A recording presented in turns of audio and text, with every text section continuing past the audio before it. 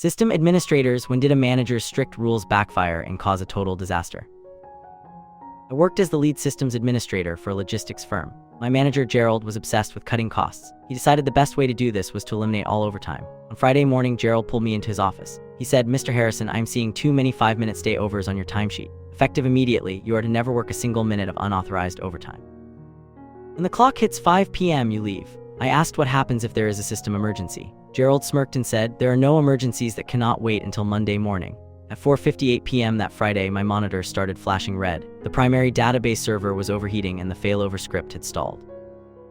If I did not manually trigger the cooling bypass and restart the service right then, the whole array would fry. I looked at the clock. 4:59 p.m. I remembered the specific order. I closed my laptop, grabbed my bag, and walked past his glass office. He gave me a thumbs up as I clocked out at exactly 5 p.m. By 6 p.m., the company website was dark.